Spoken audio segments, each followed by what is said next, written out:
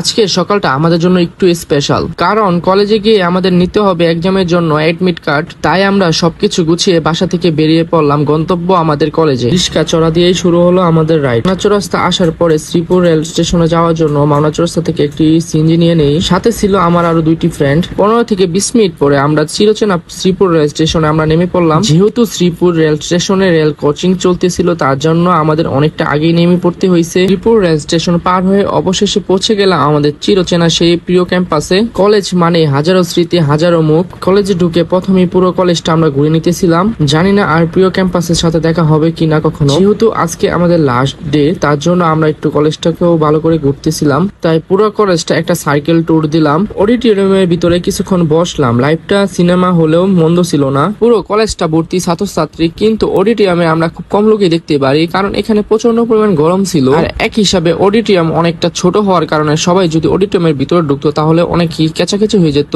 তাই আমাদের মতে এখানে কম লোক ঢুকাই ভালো হয়েছে। বিশেষ করে যারা ভিতরে ছিল তারা অনেক চুপচাপ ছিল, মনোযোগী একটি ক্লাসের মতো ক্লাস করতেছিল। যখন তারা সবাই স্যার ম্যামদের কথাগুলো অনেক সুন্দর মতো ভালো মতো শুনতেছিল। তারা অতিরিক্ত গরম লাগার কারণে আমাদের আর ধৈর্য কুলাচ্ছিল না, তার জন্য আমরা আবারও বেরিয়ে পড়লাম।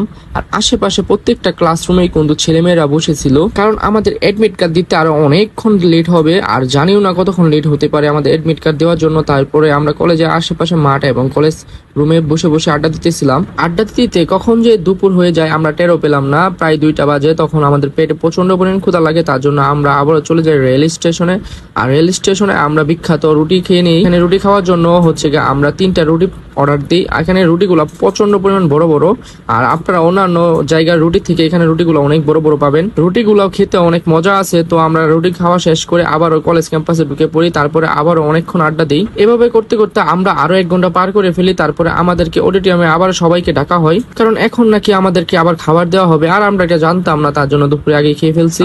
আমাদের যে পরিমাণ ক্ষুধা লেগেছিল, তার জন্য আমরা যদি না খেতাম তাহলে আমাদের আজকের জীবন বাঁচতই না, কারণ সকালে একটা পাপিও আমরা খেয়ে আসিনি। যাক, আমরা বর্ধ পোলাবান্তের মতো আমরা আবার অডিটোরিয়ামে ঢুকে পড়লাম এবং খাবারের জন্য সিরিয়াল ধরলাম। লম্বা একটা সিরিয়াল ধরে আমরা খাবারটা পেয়ে গেলাম। আমাদের কাছে একটি টুবলা ধরিয়ে দিল, আর সাথে ছিল খাবারের জন্য হচ্ছে ঠান্ডা পানি। যেহেতু আমাদের প্যাকেটিং করে একটা টুবলা ধরিয়ে দেওয়া হয়েছিল, তার জন্য আমরা এটার ভিতর কি আছে জানতাম না। আমরা অনুমান করছিলাম সমোসা, সিঙ্গালা বা এমন কিছু হবে।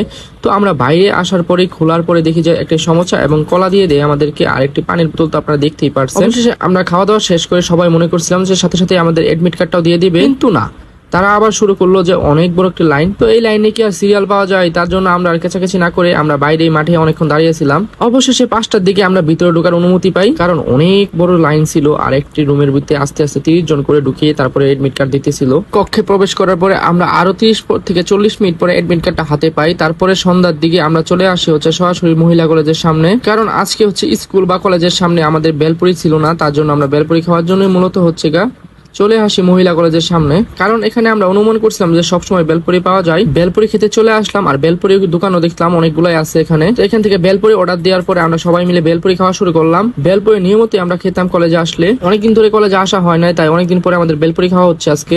আপনাদেরও কলেজের লাইফে কেমন দিনটা কেটেছিল, কেমন মজার ছিল লাস্ট দিন, এটা অবশ্যই কমেন্টে জানাবেন। আমরা বেলপুরি খাওয়া শেষ করে ফেললাম। এখন আমাদের গন্তব্য সোজা বাসায়, কারণ সারাদিন আজকে আমরা কলেজে পার করে ফেললাম। ভিডিও ভালো লাগলে একটু লাইক এবং শেয়ার করতে ভুলবেন না। আবারও দেখা হচ্ছে আপনাদের সাথে নতুন কোনো ভিডিওতে। ততক্ষণ পর্যন্ত সবাই সুস্থ থাকেন, ভালো থাকেন। আল্লাহ হাফেজ।